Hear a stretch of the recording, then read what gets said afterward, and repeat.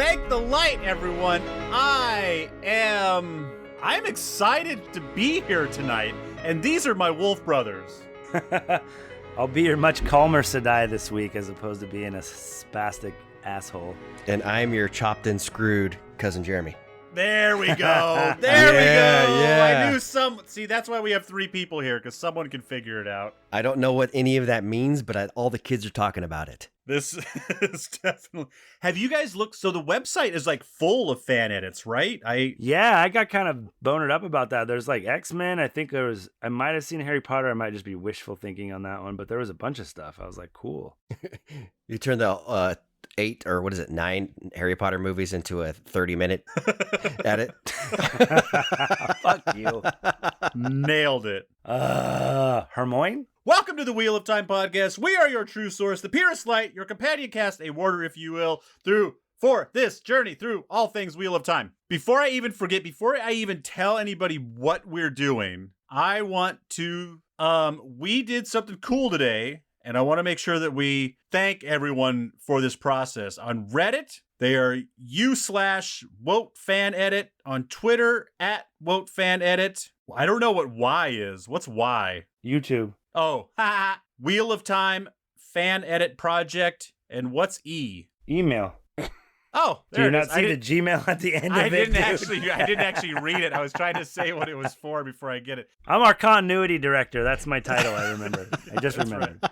Except I'm a huge stoner and I have ADD, so nothing's going to have any continuity. But I'm still in charge of it, so fuck both of you. So that's wotfanedit@gmail.com. Justin! What does all this mean? Okay, hold on. So, I think we talked about this, like, I don't know, it's been a while. You and I were like, there's this thing that, I think it was even before Jeremy, he'd only come on a couple. It was like, there's this thing, and they're editing, the first season down into a, I would say probably you'd cut it into 2, like a part 1 and part 2, like, fellowships. With an intermission. Yeah, like, for Fellowship of the Ring style, like really long, but cut it into 2 pieces, so it's more to an hour and 45 or almost 2 hours. It's like Gone with the Wind. Yeah, it's fucking long, but I mean, you're doing a whole season, so it's just a hobby project, and we're kind of like, that'd be cool, because, and then after I got actually really excited about it even more when we watched the Rinner Dragon recut, when I just saw like what differences, like lighting and cutting some of the like eternal like Iena shots, where he's literally, yeah, dude, you're insane, we get it, everyone's dead. Move on. Go talk to Billy Zane as Asmodean. Always. Hashtag. Anyways, so I got really excited about this, and I knew it was done, or maybe I missed it, but then I just randomly decided that I was gonna direct message this person. I'm pretty sure it's a male. I said I don't know, just saying. I was like, hey, so is this done yet or whatever? And he, I showed you guys the tweet. He tweeted back right away. He's like, yeah, it's done. You could watch it here, here, and here. And he's like, I'd love any feedback, So I was like, well, okay. You got 3 fucking big nerds that are probably going to give you lots of feedback, whether you like it or not. I just kind of, we messaged back and forth a couple of times, and he was like, yeah, I would love, I was like, well, we're going to, review it on the podcast if that's okay with you. He was like, yeah, is that okay? Yes. That'd be great. He's like, I'd love to come on, either during or afterwards. I was like, well, we're going to, record it now. And then, when can we get in touch with you? And he's like, well, these are the days I can do it. I'd love to come on. And I was like, cool. So that's how it happened. Do we have his name? No, he's contemplating on staying anonymous. Right now, he's just going by the editor. Okay. So I told him he was, I said, I don't use my, by the way, quit calling me by my name. Just say Fatty. I don't really want my name out there that much. Got it. It's not your fault. I just was like, I got to tell my cousin to stop saying my actual name, because I not that I care that much. It's just I'd rather just be known by Parchayoman or Fatty, because it's like, got it. I'm not doing this to get famous. I'm doing it to have fun. And you're doing it to get money. Become filthy rich. I am Desmond McNeese. You can find me at whatsoundsawesome.com. That is whatsoundsawesome.com. My name is Desmond McNeese. And if you email him there, he'll tell you all my name and address. I'll tell you where the bunker in the woods is. Yep. Good luck finding it. Yeah. Seriously, I had very good directions, and I still was kind of like, Even when we were coming out here to look at it, I'm like, are we going to Canada? We're pretty much there. I don't know. Anyways, I can't go to Canada, but hey. All right. So I already thanked everyone. Justin told us how he came into it. Jeremy, what the fuck is it? Yeah, so this is a love letter to the first season.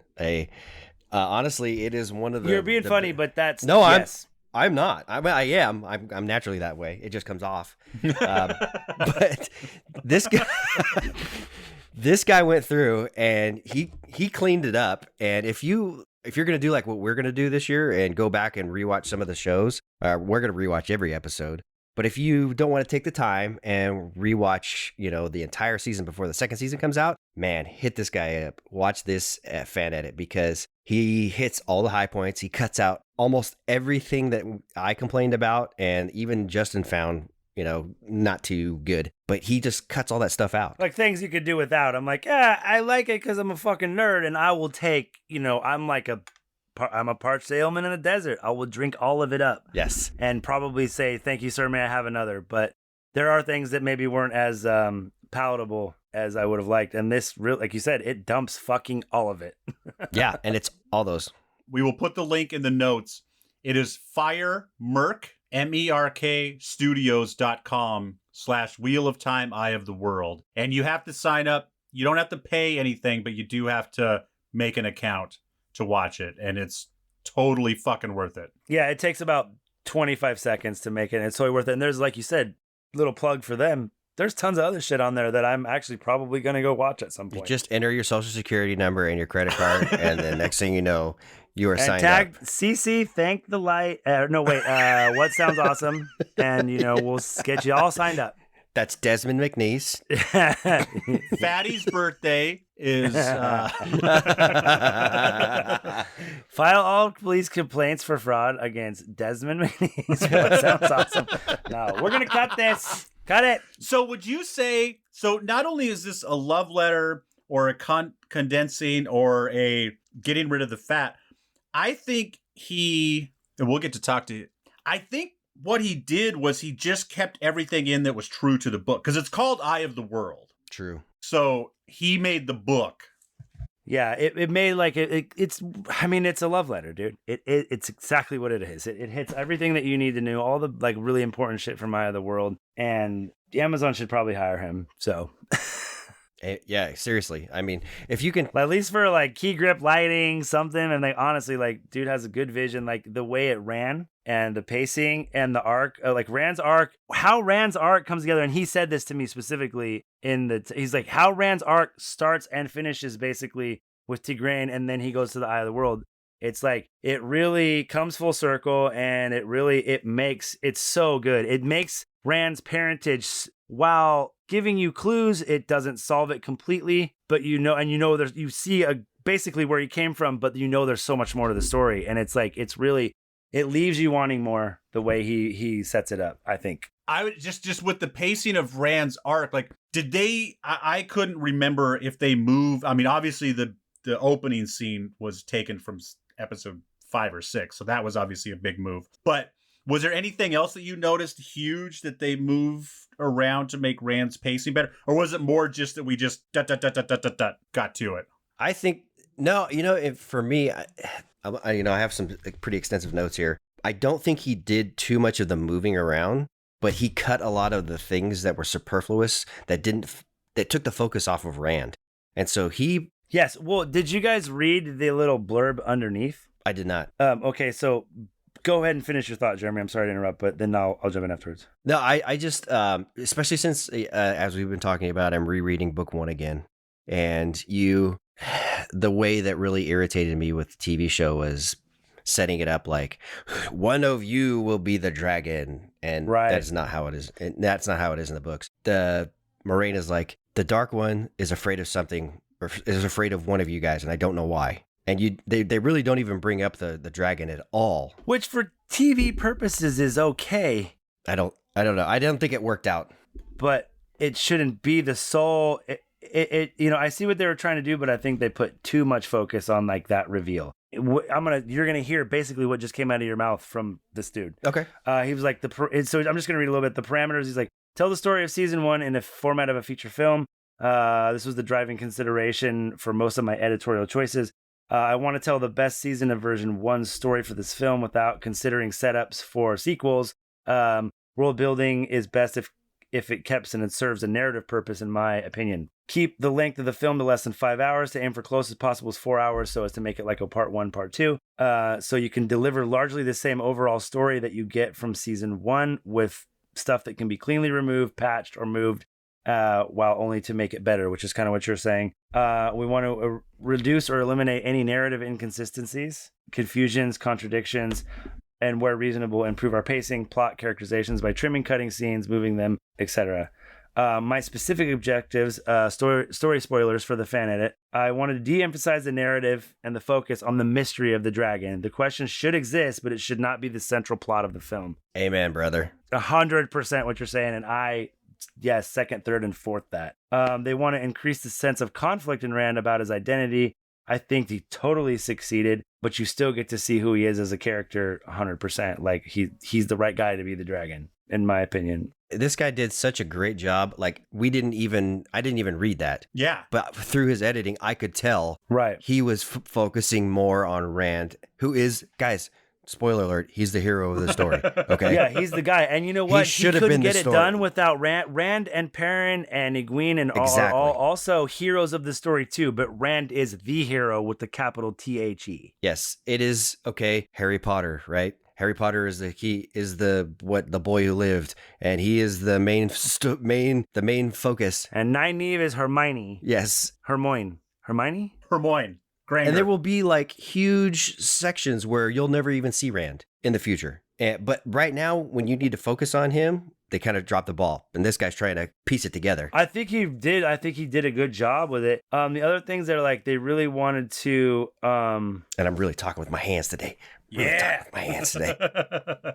They wanted to recharacterize, and I think this succeeded. I totally, and Lisa actually pointed this out. She's like, I like that you don't, Lan and Moraine are really mysterious. You really don't know what their intentions are when they show up, even after the Trollocs there. And they do a good job of like kind of focusing on Rand's, like when he gets kind of pissed at Moraine, and it's like they still are just kind of like, well, whatever, man. Yeah. If you don't like it, too bad. And I think they did a good job with that as well. And they wanted, one of the things I noticed 100%, that one of the first things I noticed besides the opening is that Matt didn't steal shit. Aha. And they wanted to really re-emphasize Matt being poor, not a fucking thief. Oh, you're right. And he says that point blank. I wanted to make Matt poor, not a thief. And he's like, I wanted to make Tom, Emelisa, Agomar more noble and good-hearted without, like, they leave out their mean-spiritedness and selfishness. Yes. Like, if you notice at the end, Agomar's not talking about glory, and, it looks as if Emelisa did what she did because she thought there was no other choice, not because she just couldn't stand being, oh my God, I'm seduced by the power. It was just like, this has got to be done. Yeah. And like, so, and I think he succeeded in all of those things. You notice he cut out the fish flopping scene too? Yeah. He cut out the whole stepping thing, which I was like, oh, so good, right? Oh. Cut all that out. Oh, and he cut out all the pre-stuff with Swan. Yep. All when she was a kid. He cut all the cold opens except for the opening scene, right? Pretty much, right? Yeah, I'd have to go back and rewatch it. I have an edit list if you guys want me to tell you exactly what he did. Oh, hey, everything stops. What? Where's the baby? Where's that baby? Where's he at? Cut that baby. Where the fuck is the baby? Where the fuck is that baby? Can you read that? He cut the baby. 3 exclamation points. See, and I have, you want to see mine? He cut the baby out. That sounds horrible. He cut the baby out. Want to see my notes? There's no numbers and you completely illegible. Man, you have really good handwriting. Oh, that was the one. That's right. I thought it was the baby one that I said, no. Glad that they kept the, one of the things I even wrote down, like, I'm glad that you actually tried to kill me from Lan and Nynaeve. I was like, that had to happen. Yeah, that part was great. That was another thing I wanted to ask you, Des, because, you're the only person here. I don't know about Fatty, but I've never edited anything in my life that I can remember. So the amount of time that goes into this, what are we talking about? Oh my gosh. Because you're talking 8 episodes of an hour. Yeah, because you're talking audio and he's talking having to do all of it. Well, but he did such a good job with the audio too. Like, he could have just chopped out the scenes he wanted and ran them back to back, and it still would have been interesting, but it wouldn't have been professional. Like, the amount of care because we're probably talking 100 hours just to do a shitty job. Really? Wow. And but then he's running audio from the previous scene into the next scene to hide the cut even more. I didn't even pick up on that. There isn't that like the music doesn't just stop when he goes to the next scene. Like he lets that song fade out. So there's like, oh, wow. So at that point you're looking at like 4 or 5 layers of editing right there. You're looking at, of getting all the audio in there. And yeah, you got a vocal track, any background noise, and then you're layering it over the oh man, yeah, holy shit. Yeah, well, and that's what I'm wondering too. And I don't think he did. Like he couldn't split the tracks. He couldn't get the music out of the vocals or the vocals out of the music. Like he had to use the presented version of it. So, I don't. You know what? Maybe he did have the sound. Oh no, he said the only thing he used that because he used the soundtrack off of Spotify or something. Used that to put transition music in where maybe there wasn't. But yeah, the care. I mean, like I said, it's a long project regardless. Then you add the care on top of it.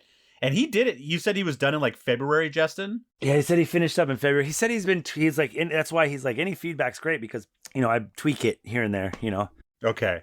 So one thing I'm curious about is that, so if it is what I'm thinking and he wants this to be a contained Eye of the World, when season 2 comes out and invariably some Eye of the World stuff is in it.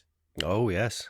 Will he squeeze it in to this edit? Well, my thoughts are, as long as it's Amazon property and it stays Amazon property, they make it very clear this is a hobby, this is not for commercial purposes, this is a fan edit.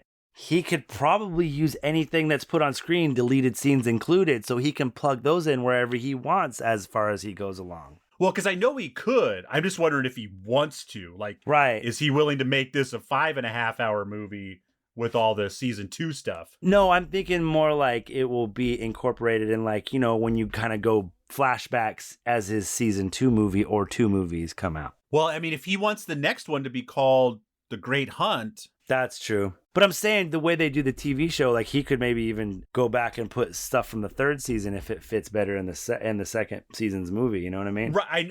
I know he can. He obviously has the ability to. The guy's fucking great. Well, and like one of my first texts with him, he was like, I was like, so what's up, man? Did you just do this as like, did you have like a school project or like what, what's good? Tell me what's up. And he's like, no, he goes, I started reading them around book 6 and then I got caught up by the time book 7 came out and had to wait for him like an OG. And I was like, dude, that's what's up. Oh, okay. Me and my cousin Jeremy are OGs. Like dude, you know what? I was telling Lisa a story the other day. Do you remember, like, it's that fucking the Petros in fucking Lodi or whatever off of I-5?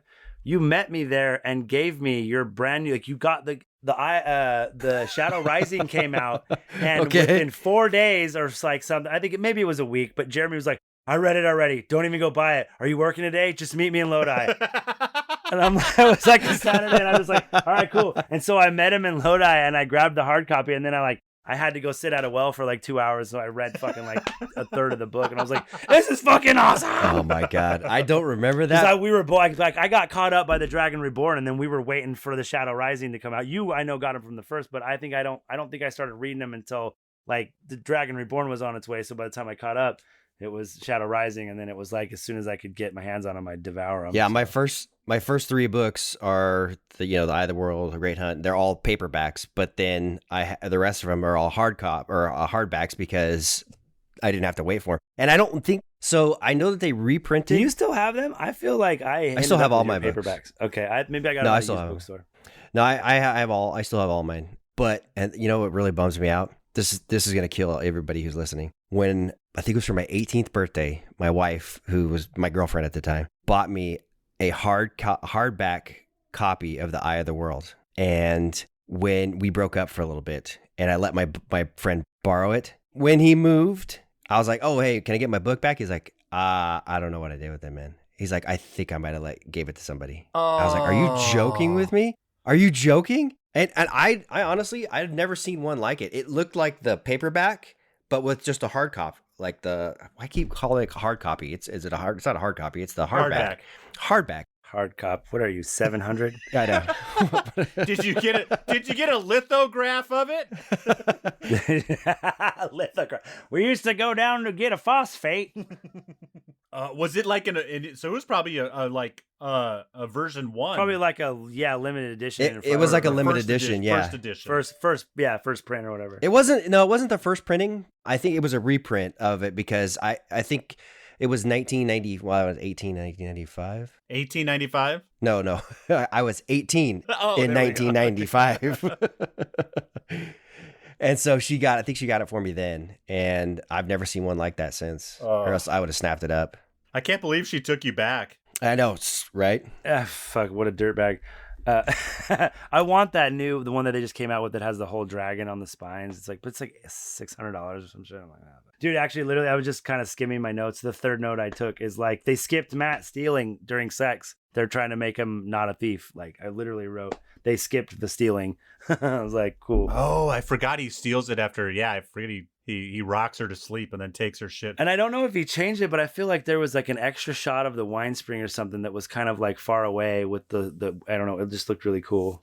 So fans, go watch this. I mean, it's a big adventure, but like if you're into the show, and I think we already mentioned it. Like if you're going into season 2 and you're a little rusty, but you don't really feel like watching all of season 1, fucking this is your shit right here.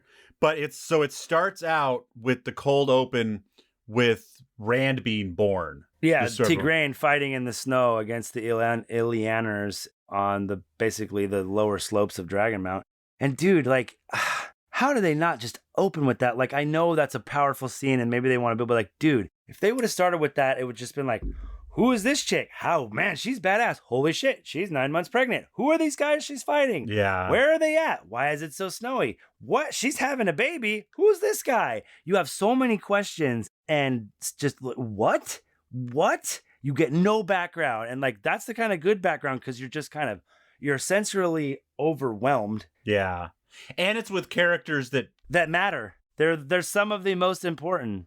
Like, I guess the cold opening is the red. I mean, it's what's her name, the Red Aja, which she's obviously going to be a big Leandrin. She's obviously going to be a big part of the show. That's as confusing as Winter Dragon. Really? I hated that opening. Like, it was I did so not stupid. like it at Why all. put that in there? It's fine. Like I said, I want everything on this show. I will drink it up. But that was just like it. You know, I almost had hoped they would maybe kind of show a little.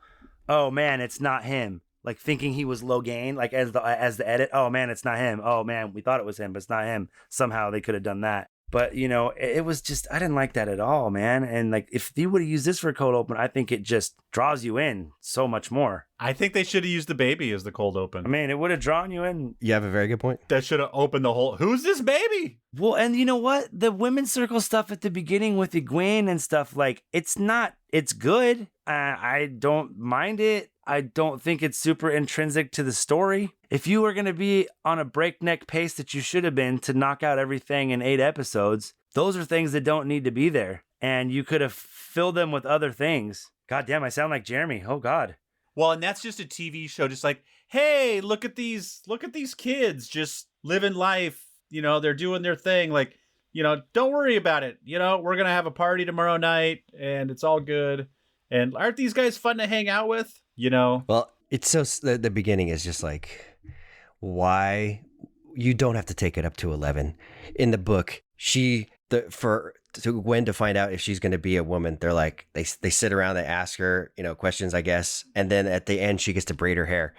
On the TV show, they take her to a ledge and they shove her off into a river off a cliff. Hey, good luck, fucker. Bye. You're like, and then you're a woman now. What? Lisa's like, I don't see what's going on here. It just seems like they're assholes.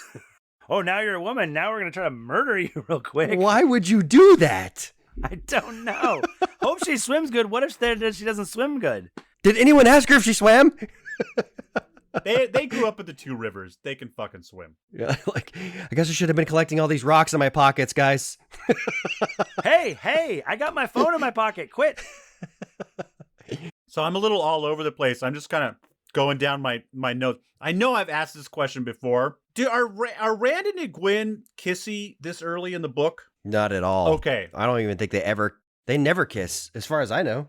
I mean, they're never kissy, really, but that's kind of how Robert Jordan writes, dude. They don't tell anything. They allude to, like, even like later on when it's like a little bit more free, they allude to like people doing stuff. They don't ever like, there's no steamy sex scenes as far as I know in the books, right? It's very PG. It's not George R.R. Martin, that's for sure.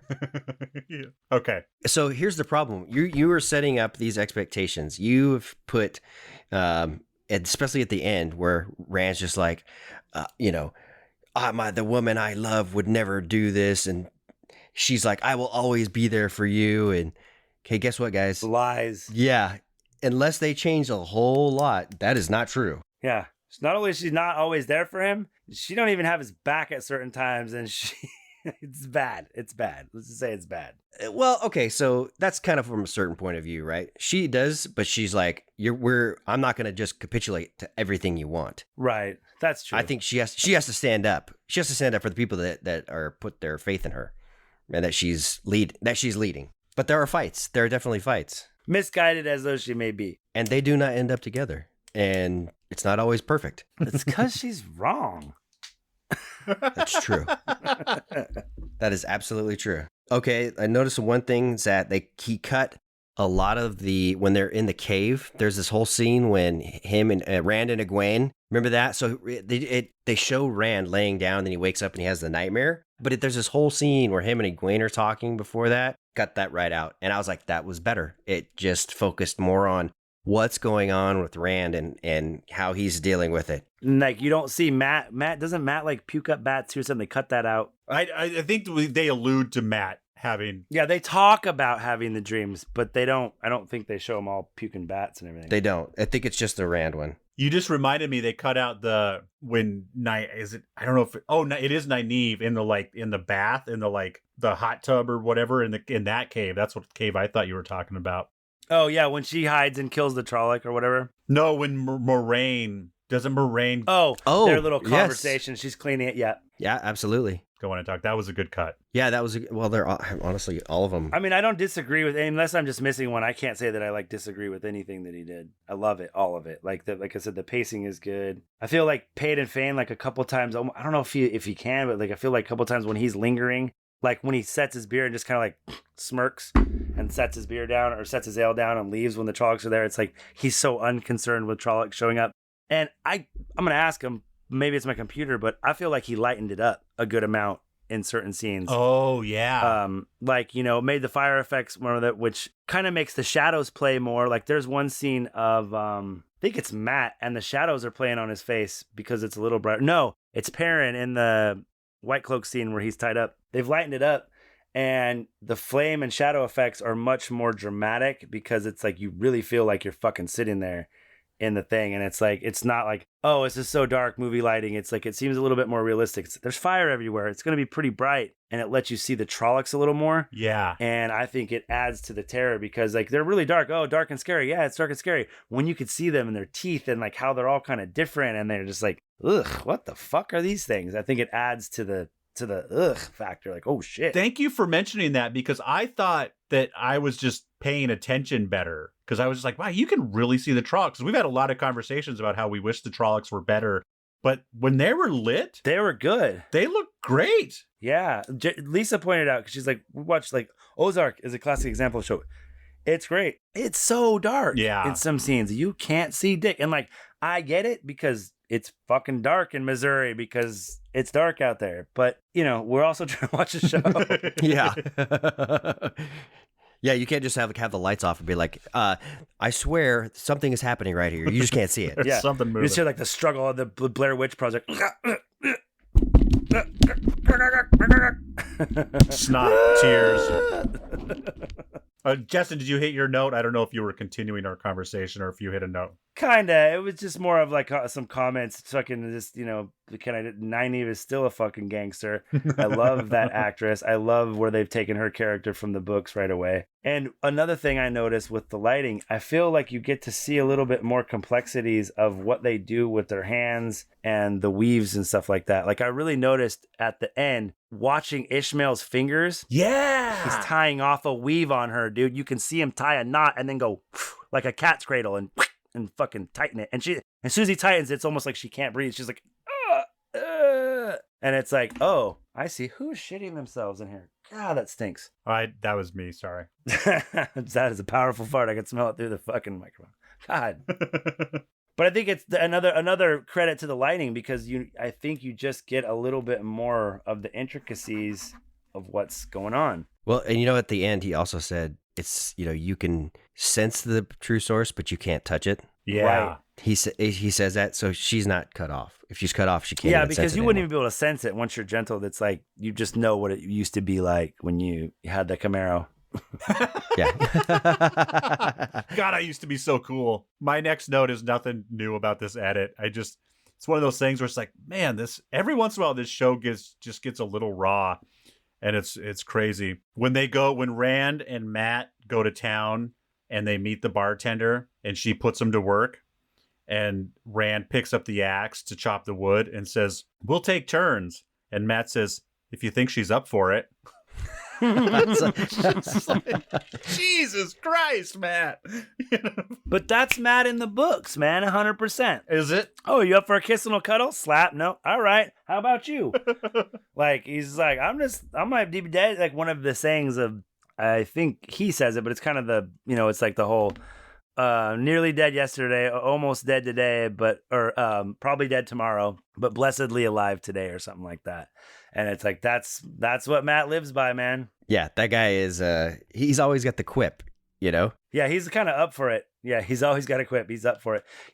I've been listening to the Dragon Reborn the last couple of days, and I liked these books already, and I thought that Great Hunt was really where Great Hunt was like wetting the whistle. It was like, that was pretty good. The end of Dragon Reborn, I thought one of the most epic things, was, Moraine no-scoping Bilal. And then also when Rand, cuts everybody's head off when he's going crazy. There's so much good shit in the latter half of that book. Dragon. I mean, a lot of stuff happens. Yeah, the Dragon Reborn. They're the one point when Perrin and Rand's not with them. Perrin and Moraine, they're running from the Darkhounds. Right after they try to get attacked by Greyman, it's like this awesome scene. Is like they're in an inn. Perrin's like, shit, my axe is upstairs. So he just goes to the, think about the time zone, like the times that we're in. It's like a giant, high backed chair, and just rips the back leg off because it's like 6 feet long and just starts swinging it around. He's just like, kill him. It's just like, what? But it's fucking awesome. I mean, it's just like, there's so much good shit. And there's a lot of, it's not just like action. There's a lot of stuff that, comes into play in the next couple of books. And it's fucking, man, it's good. Did he cut out the line too of where he's like, the way of the leaf doesn't work? Yeah, that one. I think he did. Unfortunately, he can't edit Perrin's mouth shut. So I don't know if it's. Sorry, Marcus. I don't know if it's jumping too far ahead too, but the cutting out all of the Swan Sanch's younger year stuff when she's in the fishing village and all that stuff. Yeah. Oh, so much better. Because then when she shows up, unnecessary. So unnecessary and wasted 15 minutes for nothing. Guess what? After all this is done, you can do a New Spring movie about her fucking childhood and Moraine's time in the tower. And no one will watch that either. Oh. But you mean because no one read New Spring? No, I mean, no one's going to care. Because lots of people watch the show, asshole. Oh, it's true. But they didn't watch it for that part.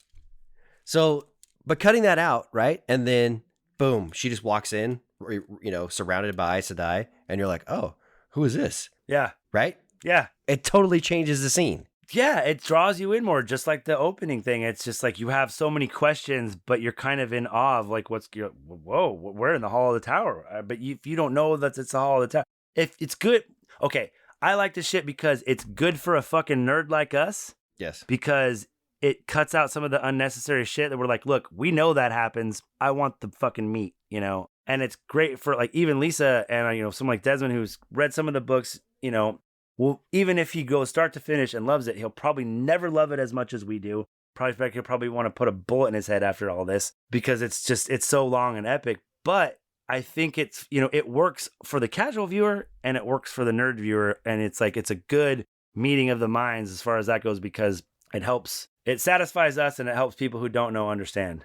And I think that's the whole goal, right? Yeah, I was wondering, Des, like we started reading these books when we were 14, 15. As an adult, I'm sure you don't bring with it the sense of wonder as a kid, but are they still entertaining? Especially after seeing dragons.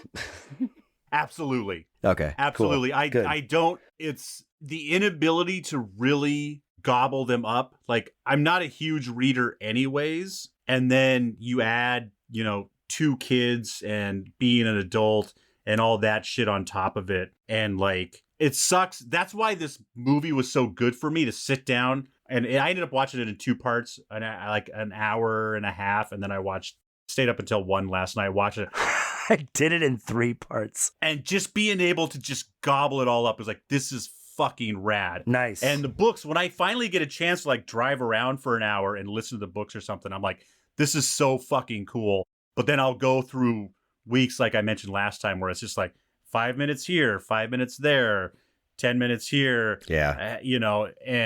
Some of these chapters take 2 hours to read. So we're talking like 2.5 weeks for me to get through a chapter. and those times I'm just like, I guess I like it. Like, it's interesting, but I don't know what the fuck is going on. But like, yeah, because the Great Hunt is weird because it's getting crazy right now. But contextually, I don't know what's going on as much as a person should. Where are you? Are you still in Rand's in the alternate whatever? They just got the horn and the dagger. They've made it to town. Is it Selene? Yeah. They've made it to Selene's town. I can't remember if they actually went into town or not. But I'm right. So today was like the first time I was able to listen to like an hour at once. You're about to kick the snowball downhill. Yeah. Because it's all about to happen. Because once you start getting to the point where they get back, then you start to kind of catch up with the Shenarians, and you get. Have you gotten to the Fade scene where he's nailed to the barn yet? I don't think so. I mean, I don't think so either. I think it's coming up right after this. But I mean, okay, but that's why it's funny. If it's successful, I'll be like, I'm a genius. If it's not, and we never succeed at this, then I'll be like, you're stupid, Jesse. But a lot of the stuff that I've picked contextually book-wise has been solely with you in mind. New reader, I have to make sure he stays interested in this. And like the things that I've given, like the Matt and Gawain and Glad fight, like, dude, I put that on and just listen to it when I need motivation. Like, I love it that much. You saw me when we were recording some of them. I'm like, yeah. Like, I read this book fucking 5 times and started 20 years ago. And I'm still like doing a fucking fist pump for shit. And, like I wanted to try to get you to those points. I am absolutely interested. Yeah. And I like the story. And it's definitely going to be one of those things. I didn't start reading until I could drive, bitch. So. Oh, sorry. I know once I get, it's going to be interesting too, because like once I get to 4 or 5, like I could see me cranking the speed up to 2 times. Mm-hmm. Just yeah. Once you get through Fires of Heaven, which is books 5, you're gonna be able to roll, and then whoa! I need to back that up about 10 minutes and listen to that on regular speed. Yeah, but absolutely, because there's gonna be a lot of the stuff of the look at these beautiful tapestries and wall hangings depicting hunting scenes from the past. It's like this is not fucking important to my job. We're not doing that. Elaine talking to her cousin about who is loyal to her, and then going and writing out, and then how the camp is arranged, riding through the camp, and then you're just like, oh. And then you're like, okay, so the next chapter it's going to be about something. Nope, still Elaine. Oh, God. Okay, the next one's going to go back to Rand. Nope, still with Elaine, huh? Still with this Elaine thing. Brigitte cracked a joke. She's drunk. Well, that was the interesting part of that chapter. Yep. And moving on, and we're going to get to, still with Elaine. Still with Elaine. Somebody mentioned the Lady Dylan in Dragon Reborn. I was just like, No. You guys want to hear something fucked up? What's up? We're going to be doing this podcast when we're 50. Yeah. I mean, I hope so. By then be living in Costa Rica doing it. Yeah, I hope so too. We'll be on season 5 or 6 by then. 6, maybe. 6, yeah. Yeah, the show won't even be over. Exactly. It's going to be fucking rad. We're going to grow old with this show. What? I forgot. Where are we? Thank the light. At what? Bourbon's kicking in. The one scene that I remembered, I'm sure during our rewatch, I'll be like, oh, that probably should have been in there. That the one scene, I think, again, even if he doesn't think it makes sense for Eye of the World, if he still wants these movies to, if you only watch his movies, you never watch the show, you just watch his movies and it all makes sense, I think cutting out the oath rod was a mistake. I think that's a big deal in Moraine's story. I can agree on the oath rod part, the whole scene itself, and seeing as how he can't put on other. He had most of that scene. You can't change the conversation, and so it's just not important. I mean, I don't know. What do you think, Jeremy? I just don't think it's that important. I think it's gonna be. I hated the oath rod scene, but then when it's the scene, it's when she's just like basically just like sitting there and goes, "Now you will turn around and everyone will turn their back on you," or whatever she says, and you must leave the tower. And it's just kind of come out of nowhere. If with that edit, I didn't care because I knew what happened. But you're right, it was kind of well, and I think I still think it works, but I think really because I think there's little enough setup before it actually happens. It's kind of weird to me to begin with. I mean, a couple people mentioned, "Oh, you've made enemies in the tower," and she's kind of like, "I'm fucking the fucking boss, so whatever." I think if you tried to slam it into this edit, it wouldn't make any sense. That's fine, but when it comes back in season 2, that's one of the big reasons why she was able to accomplish whatever she's going to accomplish in season 2, whether it's spot on the Great Hunt or not. So if it's a tool to move the narrative along, that's fine. Yeah, but if it's just kind of there because like we want to show their bond of her saying, "I'm not going to I won't obey anyone but Suan Sanche," and like so no matter who's she's not going to swear allegiance to the Amiran seat because that could be anybody. Because that's got to have something to do with why she can still see the power. Got to. No. Then why? Why is she the first Aes Sedai in 3,000 years? We have the same question, right, Jeremy? I mean, I don't know. What's the question? To like re-swear on the oath rod. Like she has taken her oaths and then she takes another oath. Oh, I know why they did it, Jeremy. So I don't understand. What are you saying? But what are you saying? What are you saying? See the power. Well, you guys were talking about. I'm referencing a conversation you guys had 30 minutes ago about how she can see the power, feel the power, but can't touch it. Which generally, when you're stilled, she's stilled. It's just gone. No, she's tied off. She has a shield tied off, a very strong shield tied off. Because if she were stilled, she shouldn't be able to sense the power at all. It's like I said, it's just like, oh man, I really.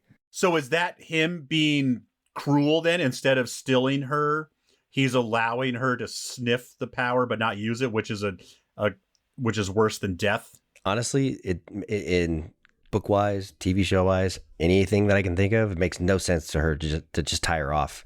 Might as well just cut her off completely. There's no reason to do it.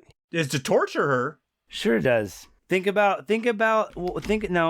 yes, but why? He doesn't even know who she is. He's an asshole. To him, she's nothing. It's arrogance, dude. It's arrogance. Maybe. It's 100% arrogance because it's like you said, she's nothing.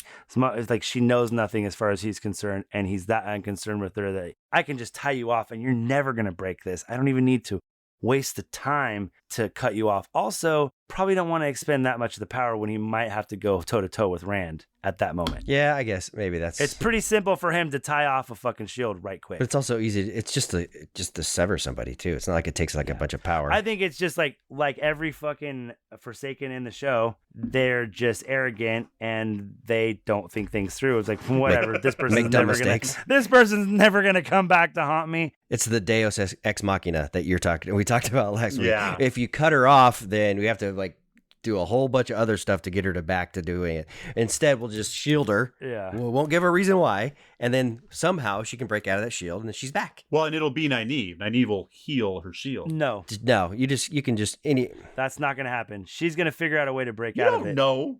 You don't know. I do know. You know what? I do know because this is going to. Okay, I don't know. But Jeremy, you can disagree. Tell me. I really want to hear your opinion. Okay. I think they're going to set up Moraine's shield tying off because she's going to figure out how to break it, like Rand breaks it when he's in the box. Yeah, I mean that makes sense. And they're going to set up that mechanic because when Rand does it, there's going to be shit going on around him. There's going to be shit blowing up. He's going to be going insane. You're going to be more concentrated on the storytelling because he's having conversations with Luz Theron in his head because he's been locked in a box for like fucking 2 months and he's going crazy. And so you're going to be focusing on what he's talking to him about and how he's the way he describes it is he's like, I'm like a frantic Weasel. something trying to crawl. Yeah, like a frantic badger trying to claw his way across the ice of the lake. Like trying to find the safe spot. And he finally finds the shields and busts it because he's strong enough to do so. But I think they're going to use it as a thing to tell how the power works and how you can do stuff with the power, because once you start getting to that point, the stuff that they start to do is super complex, and if you're not a fucking Dungeons and Dragons nerd, you're not going to get it. Yeah, and then there would have to be a lot of exposition to explain what he's actually doing. Exactly, and I think that he's setting it up so he doesn't have to. I think some of the stuff we had to do in the first season are so that they can not have to waste as much time going forward on things. You're giving these guys a whole lot of credit. No, that's how you A make whole TV lot of shows, credit. though. That's just Yeah, it evolves. It evolves as you go. Yeah, but there's a lot of stuff that you're inferring that may or may not be true, and it could be something else completely. The one thing this show has to just. Yeah, I guess it doesn't have to do anything. You're right. I think so. I think without the restrictions from COVID, the bigger budget, they're going to be so much less restrictions. all I have to say is The Last Jedi. You think that everybody has an idea, or I'll say J.J. Abrams is not a part of this. I'll throw out the word lost. You think everyone's got a grand plan, and turns out there ain't no plan. They show up. But there's source material to draw from on this. Lost was a complete. Because remember, they're trying to bring people in that don't give a fuck about the books. And so how you do that is you create characters that you want to hang out with. Yeah. Sometimes, yes, but you can also create horrible characters too, right? That everyone hates, but they still want to watch. That right. too. Roose Bolton. Exactly. Or Jaime Lannister. Yeah. Leandrin, I hate her, and they're slow burning her just as much as they're slow burning everyone else. I hope they make you hate her as much as they do in the books, because you will hate her. Okay. You will hate her. She's a fucking big turd. I'm starting to hate Celine. I don't know what the fuck's up with her, but fuck her. Go with your gut. I'll go with you guys. I was just going to say, hold on to that feeling. Fuck her. But one more thing about the Oath Rod, and maybe I'm giving too much credit again, Jeremy, but I think they did the Oath Rod stuff to set up the stuff with Egwene towards the end to show that you can take another oath to be loyal to a certain person to prove certain things. Sure. Because that's kind of what they were doing. Suan was kind of like, hey, you need to not be a dark friend, and we're on the same page about the dragon. Yeah, we could do that. They could be doing that, or they could just be Maybe I'm hey, giving them way too much credit, but that's kind of. But they've already brought up the 3 O's, right? So Right. they might want to be like, well, this is how you get the 3 O's, and they just want to show it to you, and that's totally fine, Right. whatever that is. Right. The one thing though we did talk about, Des, and you'd said how she could see the power if she's cut off. So the way that Justin and I explained it from the books is that they can't, people who can't channel can't see it, and women can't see what men are doing, and vice versa. That is not what it's like on the TV show. Like if you watched it, I was watching it last night. There's like when they do anything with the air and it shows like stuff moving, there's shadows, there's lights reflecting on the people. So they see everything that's going on. So that stuff is not just happening out of nowhere, and people aren't going like, oh, what's going on? They can see all that stuff because there's all the swirls reflections. and stuff. All the swirls, all that thing. Do you think that, or they're just doing that for the fourth wall people, and that all they see is Moraine kind of doing this shit, but they're not seeing anything but like what manifests, like the lightning or the bricks think so, falling. Brett. If it's reacting, he's got a good point. If it's reacting to the light in the scene, And the scene that I would have you go back and watch is when Logain is in the cave and they are all doing the power and stuff on them. There's lights flashing and it's reflecting and there's shadows on the wall. Well, the women react. Well, I guess they kind of get when he breaks the shield, he kind of throws them, but they react to him seeing him kind of channel. And when Steppen goes, hits him with the double axes and it just stops. Yeah. Right. And it right there, it's like all that stuff is reflecting off of him. So yeah, it's not like the books, and that's not something that I care about really. Yeah. But we can't keep talking about it like it's what's going on. Yeah. And for a visual medium, I think I see what you're saying though. It would have made sense for it just to be there for us, the viewer. Sure. But not be there for everyone else. But in general, because I remember Justin brought that up really early, just like why in the books you can't see shit. They're not even really moving their hands that much. I think you said in the books, or not at all, hardly. Not a lot. More like the one chick when she kind of does one of these, and you see the air kind of blow up the ground. More like that, a little bit more Jedi-ish. At the end, there's a really great scene with Rand when he destroys an entire Trolloc army by himself, and he's just like walking out, and he just lifts his one hand into the air, and it just like basically has it open, and then just like closes it, and just unleashes devastation. Is that when he goes to like he just travels to and he knows it's a trap, but he doesn't care? Yeah, and who's the one general that? I think Rodel. Yeah. I think Rodel Interald or whatever. And he's like, he just shows up and he's like, I know I shouldn't do this, but I'm not going to let your people die, and just fucking annihilates. It's insane. Oh, dude. Yes, he's fucking up. That fart is so bad. He's fucking up your connection, Justin. Yeah, dude. It's like, oh, the Wi-Fi is bad because it's thick in here. It wrecked your Wi-Fi. So here's something, again, this isn't specific to this cut, but something I picked up on. So I just assume Moiraine's been walking the land looking for the dragon reborn, but when she gets to the White Tower and gets interrogated, it's a big fucking mystery what she's been doing for the last 2 years. 20 years. Do you want to say yes. this? They mention the last 2 years. They do say 20 years, but then there's a big focus on what the fuck, and why can't she just say, I'm stomping the land looking for the dragon? Oh, Get off my People don't dick. want the dragon. Yeah, there's too much at stake with that, because the Red Sisters are going to find him and just immediately gentle him. And they don't want to do that. Or they could try to take him and use him as a puppet, or just, I'm sure she knows that there are dark friends in the tower, just like that.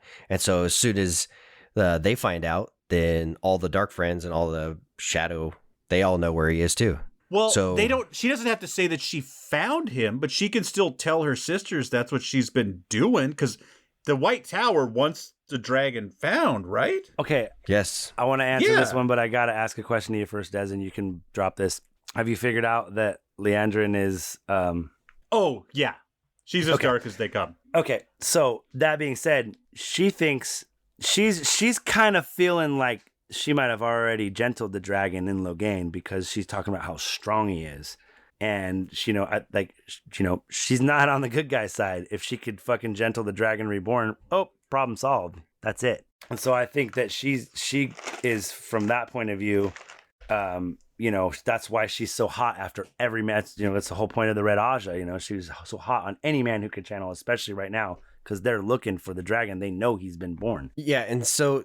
or maybe they don't know he's the dragon, but they know he's a very important Taviran. So no one in the White Tower, everyone in the White Tower thinks that Moiraine is just out hunting dick. Fucking around for 2 years, but whatever, because... Just jerking off? There was a foretelling 20 years ago, and the only people around were her and Swan, and was there one other person, or just them two, Jeremy? It was her and Swan, and I think it was the old Amerlin. Who's now dead and died under mysterious circumstances too, as far as I remember. Exactly. And then the lady who had the foretelling dropped dead right after it. Dropped dead instantly. So no one else in the White Tower knows that the dragon was born 20 years ago. Nobody. Nope. Nobody. Huh. I don't even think they suspect. No. Well, unless you're a dark friend. Yeah. Because they have inside information, basically. There might be one other person who suspects, but she also... Burp, burp, burp. Huh. You know what I'm talking about? Little brown Aja lady who might suspect. One of our favorites. God, her story arc is one of the best. Dude, again with the lighting, the Shadar Logoth even looks better to me. The contrast of the day and the night when Mashadar comes, like even the subtle tweaks of the lighting, I think were made a huge difference there too. Yeah, that's true. If that's what happened. Do you think the dead stone dog is Gaul, Jeremy? The one who Matt steals the amethyst and they find the stone dog in his pocket? Because Gaul's a stone dog. Do you think that'll somehow like be Gaul? Because you're talking about him, it might not be in it. That would be horrible if they killed him off like that before he was ever even on the show. Yeah, I would be super sad, but you know. There's one more thing for me to dislike about this whole show. I know. I'm not trying to bring up shit like that, I swear to God, but I'm like, God damn it, I just keep pointing out shit he's going to hate. Don't do that. Don't you do that. Let's shine a light on stuff he's already going to be mad at. It's a short trip. Yeah, I'm right there. Did anybody catch Rand reading the Carithian cycle right before he meets Loyal? Yeah, I did. Oh, is that what he was reading? Yeah. Do you know what that is, Des? No. Oh, it's the prophecies. The prophecies of the dragon. I think you're lying about reading the book, man. It's the prophecies of the dragon. That's kind of why Rand starts going crazy. It's like, you know, paralysis by analysis. He was kind of the opposite. He was like, I can't think of something to write with schizophrenia and reading, but it's like he read too much and then went fucking nuts. Sassafrenia. Is that when you like feet? Pretty sure. Sorry, Des. Continue. Sorry, Desmond. Is now that I have the books, I've got the glossaries in the back. Oh, yes. That's going to help a lot. When I'm just like, what? Wait, have I even read these books? I can flip to the back and just find some words and characters. Go, okay. I get it now. Yes. There is a very good glossary in the back of those books that will tell you a lot of the terms or people or where they come from or how to pronounce a word. I was just going to ask if they have pronunciation. Yes, they do have pronunciations. You have just glossary, Justin? Yeah. Is that the Bible or is there? Oh, I have a Bible, but it's like more vague. But then there's this other one that's it's like this thick and it's just like it's got people, places, and things of everything. And it's as thick as one of the goddamn books. We got to start having, that's got to be a part of our show now is Justin does a reading. Jeremy and I will just pick a random number. You can go to that page. Page 420. Yeah. The next day. Page 420. Only What if I is can read it with my Robert Jordan affectation. Absolutely. Child Valda is still a No, that's more Bill Cosby. I can't. I'm fucking it up. Nobody wants that. You know what else? Speaking of feet. Sorry. Something else I did. It was so easy again because, like, as much as I like these shows, like, you know, watching them for the podcast, you know, a lot of times I end up watching them back to back to back, and so whatever third one I'm watching, I start to phase out a little bit. I don't remember Moraine officially sending the Red Aja to get Matt. I did remember that because it shocked me. I was like, wait, what? Why would you do that? Yeah. She's just like, let's get rid of this kid. Like, I'm already taking these 4 to die probably, so we don't need Matt. Moraine says, send word back to the Red Aja to find Matt, find the boy with the dagger. My thoughts on that, I was like you, Jeremy. I was like, oh, whoa. But my thoughts are this: if Moraine were to just say, "Hey, go find this guy. He might be sick," the rest of the tower is going to be like, Two things. Maybe she's hedging her bets in case it's not Rand or Perrin who can channel and it's Matt and he's already fucked off. Or that if the Reds think he can channel, they will make sure to find him. And when there's nothing to channel, they'll be like, he's sick. He needs to be healed. And at least he'll already be in the tower. That's a good point. That's my thoughts, is that the Reds are going to bring him in thinking he can channel. Like, he can't channel. And they're like, he's just fucking sick. And then they'll heal him. And that's how he gets to the tower. Yeah, that's a good point.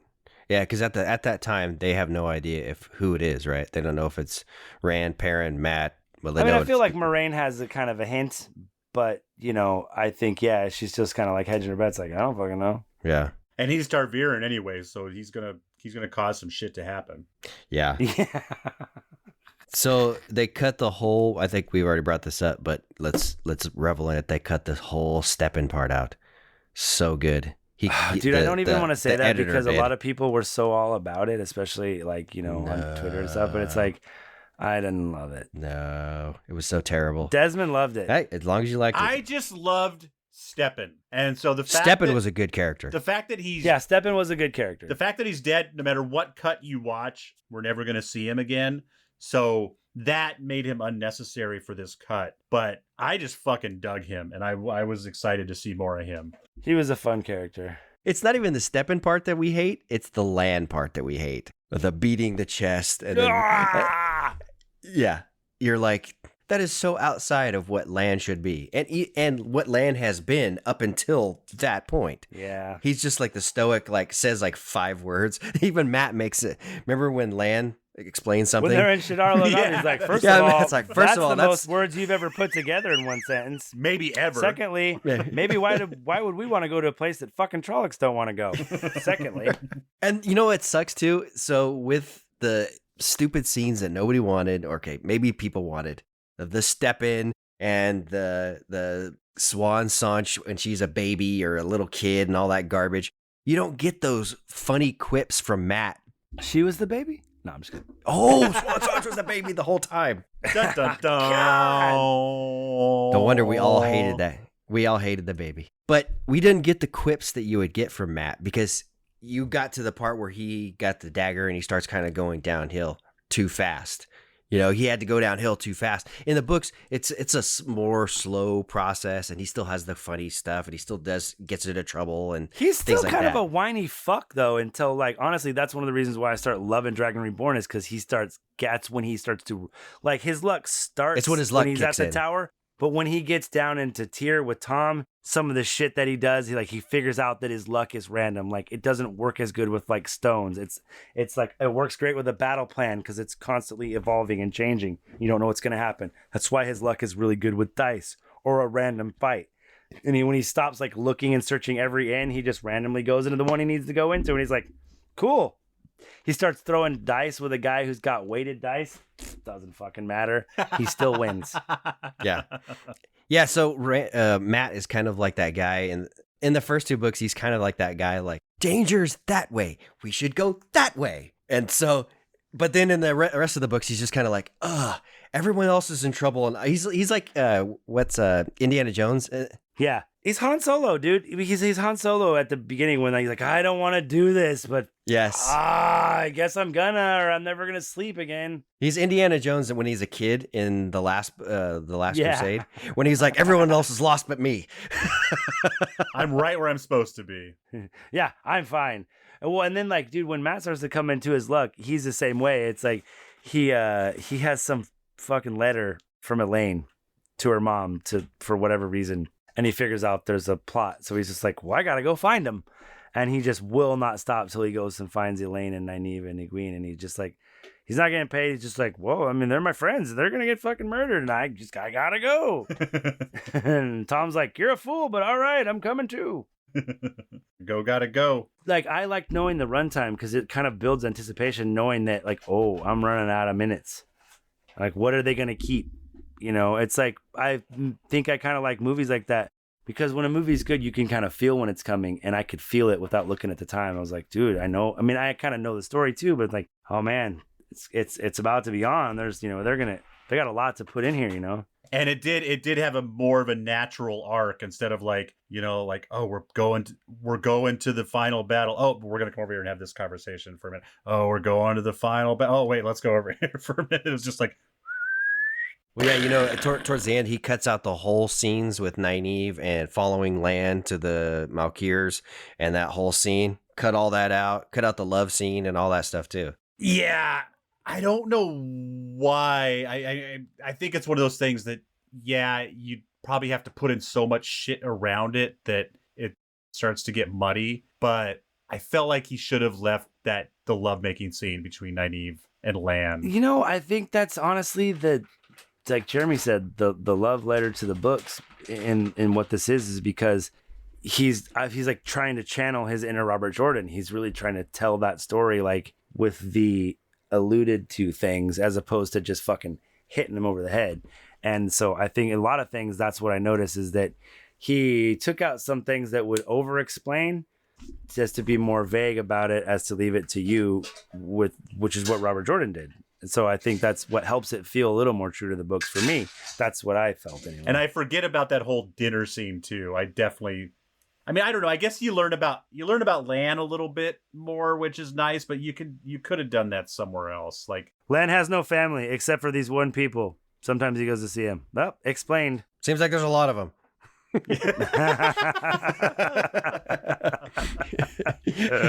All these motherfuckers are with Lan. I like the way that they cut the reveal of Rand and Min, because that's a different scene completely almost, right? When she's telling him, "Oh, the first vision I ever had," and then they flash to his dad. No, I thought that too. That's actually in the episode. Is that how they explain it to you? Yeah. He just cuts out the extraneous shit in between and around it. Yes, he does.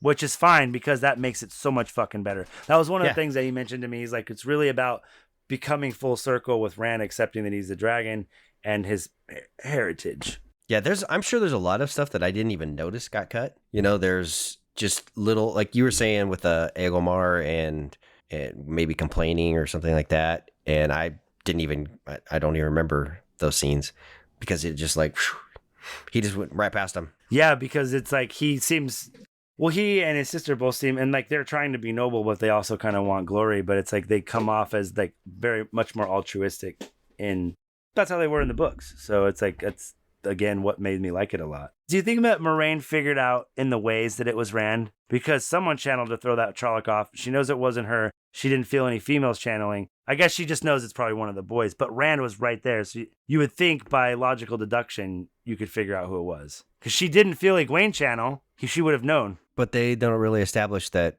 that women can feel the other women channel, right? They don't establish that. Okay, yeah, that's fair. Yeah, so I would have thought the same thing, but they could see the power. He's like this over the top of her, remember? In that scene? That's fair. Yeah. And it should have had the little black, taint, obvious, stuff on it. The black taint, It's just really inside. dark in there, bro. It's fine. The taint's everywhere. My taint is everywhere. Lisa just walked by and goes, gross. She's like, what are you guys talking about? I know. She's like, sorry, I swear you guys are talking about fucking porn movies. It's fine. It's the Wheel of Time. It sounds like porn, weirdos. The last thing I had to say is like I just really noticed like Moraine's naivety is like on level 10 when they're like working through the blight, because like she's just as convinced as Rand, like this is it, it's all over, and then it's like, wait, the Heartstone broke and it's not supposed to break, and I can't feel the power, and like, oh shit. Yeah. Do you think that she explains that the Eye of the World is the Dark One's prison? Do you think that they're gonna explain that away and be like, that's just what she thought, but it's not. Yeah. I think they're going to sort of figure out like Harry Potter. Oh, there's a Horcrux. Shit, I think there's 3 Horcruxes. Fuck, there's 8 Horcruxes. I think it's going to be like, there's a giant seal or 6 more. Fuck. Because they haven't talked about the number of seals or anything like that. He talks about, oh, you came here with your 99 companions who are much stronger than her. Why would you think you can come beat me with her? You're untrained and she's basically nothing. And we were talking about last week, that has nothing to do with the edit that we watched, but we were talking about you wanted to see when they walk through to do the accepted testing.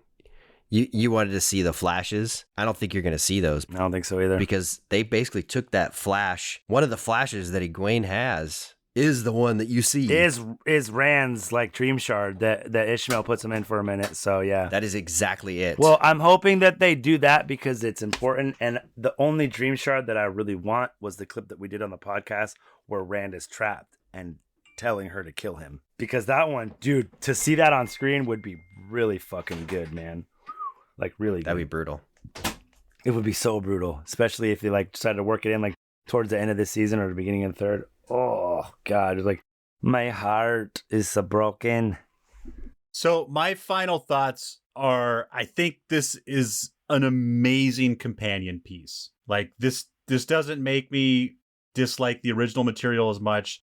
It does. I did catch a lot more stuff because, I didn't zone out during boring conversations, that even as someone. Exactly. I feel like you got to pick up some more important shit. Yeah. I'm glad to hear you say that. I didn't see Matt channel even though they even flashed back to it too. I don't remember seeing Matt channel in the Rand channel in the ways. Like I didn't remember that at all. Well, they really do it dark, and like you just kind of automatically think it's, if you don't have the background, you automatically think it's Egwene. But that was one of the first things I said. I'm like, that wasn't her. So yeah, I'm really excited to talk to him on Sunday, and thank the light for listening to our fan edit podcast. Check us out on Twitter. We are Wolf Brothers at Parsailman. Wolf Brothers at Parsailman on Twitter. You can send your questions directly to us. We are going to interview this guy very quickly after this is released. But if you out there have any questions you want to get to us, we won't have time for a ton of them, but just any thoughts that you have, I'd love to dig this guy's brain. We got 60 minutes, so we're going to use every second. You can hit us up at Parsailman on Twitter, or send them directly to me at thankthelight@gmail.com. That is thankthelight@gmail.com. Tinkers walk single file to hide their numbers.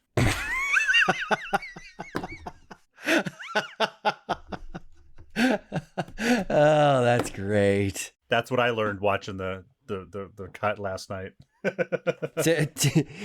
Tinkers and sand people. they're exactly the same. Exactly the same.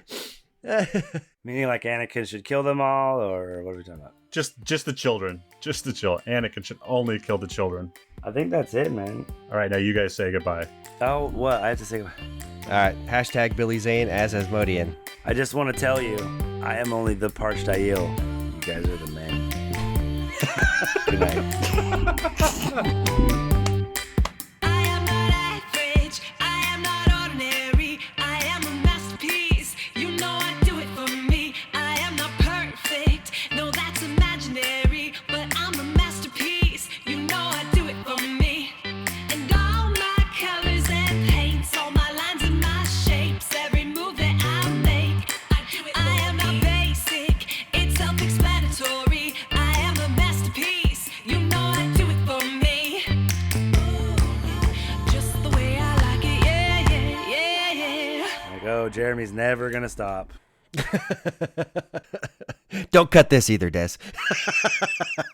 Mixed and edited by Desmond McNeese for We Mixed It, LLC. Go to whatsoundsawesome.com. Why don't you just turn it back where it was and don't scream at us? No, that's not going to happen. That is not going to happen. Welcome, Chrononauts.